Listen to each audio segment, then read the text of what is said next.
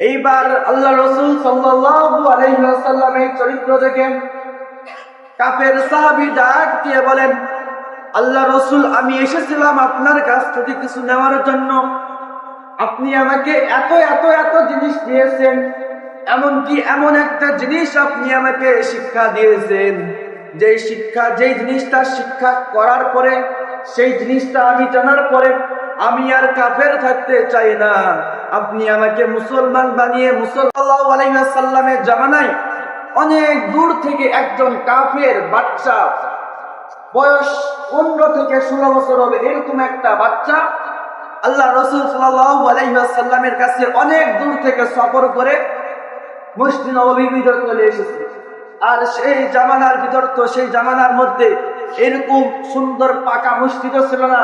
কিতাবের মধ্যে এসেছে, সিরাতের কিতাবের মধ্যে, যে সেই মসজিদটা ছিল খেজুর পাতা দিয়ে সুন্দরভাবে ঘেরাও করা, উপরে ছাদ হিসাবে খেজুর পাতা ব্যবহার করা হতো। তো এই মসজিদের ভিতর আল্লাহ রাসূল সাল্লাল্লাহু আলাইহি ওয়াসাল্লাম সাহাবায়ে কেরামদেরকে নিয়ে হাদিসের কথা, কোরআনের কথা তারা আল্লাহ রাসূল সাল্লাল্লাহু আলাইহি ওয়াসাল্লাম সাহাবায়ে কেরামদেরকে শোনাইতেছেন। মুসলমান ভাইয়েরা আমার, আল্লাহ রাসূল সাল্লাল্লাহু আলাইহি ওয়াসাল্লাম যখন সাহাবায়ে কেরামদেরকে কোরআনের জ্ঞান শিক্ষা দিতেছেন, হাদিসের জ্ঞান শিক্ষা দিতেছেন, এমন সময় দূর থেকে একজন কাফের আল্লাহ রাসূল সাল্লাল্লাহু আলাইহি ওয়াসাল্লামের প্রিয় জায়গা, দুনিয়ার মধ্যে যাকে জান্নাত বলা হয়েছে, মসজিদ নববীর ভিতর চলে এসেছে। আসার পর মসজিদ নববীর এক সাইডে পেশাব করা শুরু করে দিয়েছে। আল্লাহর নবী সাল্লাল্লাহু আলাইহি ওয়াসাল্লাম এই দৃশ্য দেখার পরে সাহাবায়ে কেরামদেরকে নিষেধ করলেন, তোমরা কিছু করবে না। হযরতে আবু বকর সিদ্দিক রাদিয়াল্লাহু তাআলা আনহু রেগে গেলেন।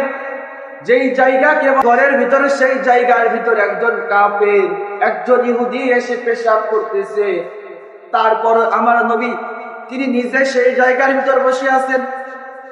আল্লাহ রাসূল সাল্লাল্লাহু আলাইহি ওয়াসাল্লাম যখন ওই কাফেরের পেশাব করা হয়ে গেল, আল্লাহ রাসূল সাল্লাল্লাহু আলাইহি ওয়াসাল্লাম দেখলেন যে যখন ওই কাফের বাচ্চার পেশাব করা হয়ে গেল, তখন নবী করিম সাল্লাল্লাহু আলাইহি ওয়াসাল্লাম তার কাছে গিয়ে বলল, বাবা তুমি কোথা থেকে এসেছো, কেন এসেছো?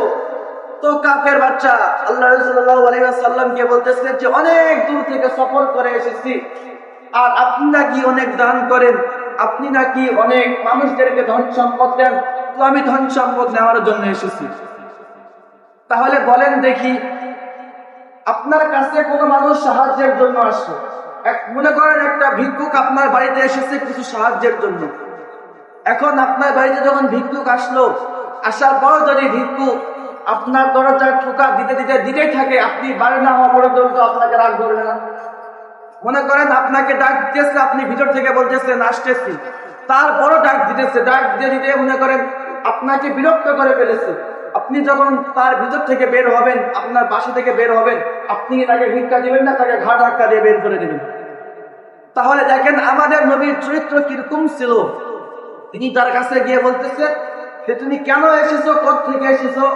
তো সে ছোট্ট বাচ্চা সাহাবী বলতেছে যে আমি অনেক দূর থেকে এসেছি সফর করে, আপনি নাকি মানুষদেরকে দান করে দেন, আপনার কাছে যা আসে আপনি সবই তো মানুষদেরকে দেন, তো আপনার কাছ থেকে কিছু নেওয়ার জন্য এসেছি। আল্লাহ রাসূল সাল্লাল্লাহু আলাইহি ওয়াসাল্লাম বাইতুল মালের যে দায়িত্বের যে লোকটি ছিলেন, যে সাহাবা ছিলেন, আল্লাহ রাসূল সাল্লাল্লাহু আলাইহি ওয়াসাল্লামকে বললেন যে বাইতুল মালের ভিতরে যে সমস্ত সম্পদগুলো আছে তার চাইতে বেশিরভাগ সম্পদ তুমি এই কাফের এই সাহাবীকে দিয়ে দাও। তো সাহাবায়ে কেরাম তারা অবাক হয়ে গেলেন যে আল্লাহ রাসূল সাল্লাল্লাহু আলাইহি ওয়াসাল্লাম একজন ইহুদিকে সবচাইতে বেশি সম্পদ দিয়ে দিলেন। তারপরে কি করলেন? এবার বলতেছে যে অনেক দূর থেকে তো সফর করে এসেছো, কিভাবে এসেছো? কোনো উট বা গাধা ঘোড়ার উপর সফর করে না পায়ে হেঁটে হেঁটে? তো ছোট্ট সাহাবী বলতেছে যে গরিবের যানবাহন তো দুই পা, আমি দুই পায়ের উপর ভর দিয়ে আপনার কাছে এসেছি। তো নবী করিম সাল্লাল্লাহু আলাইহি ওয়াসাল্লাম বললেন, তাহলে এই যে আমার কাছে কিছু উট রয়েছে, এর মধ্যে সবচাইতে দামি এবং সবচাইতে বড় যে উটটা, এই উটটা এই ব্যক্তিকে দিয়ে দাও। তারপরে আল্লাহ রাসূল সাল্লাল্লাহু আলাইহি ওয়াসাল্লাম জিজ্ঞাসা করতেছে যে তুমি যে অনেক দূর থেকে এসেছো, গরিব মানুষ, তো তোমার ঘরে খাওয়ানোর জন্য, তোমার ঘরে খাবারের জন্য কিছু আছে? তো ওই সাহাবীটা বলতেছে যে আল্লাহ রসুল, আমার কাছে তো কিছু নাই। তো নবী করিম সাল্লাল্লাহু আলাইহি ওয়াসাল্লাম বললেন, তাহলে আমার কিছু ছাগি রয়েছে, কিছু বকরি রয়েছে, সেখান থেকে ভালো ভালো কয়েকটা বকরি, কয়েকটা ছাগল এই ব্যক্তিকে দিয়ে দাও। এইবার আল্লাহ রসুল সাল্লাল্লাহু আলাইহি ওয়াসাল্লামের চরিত্র দেখেন কাফের সাহাবী ডাক দিয়ে বলেন, আল্লাহ রসুল, আমি এসেছিলাম আপনার কাছ থেকে কিছু নেওয়ার জন্য।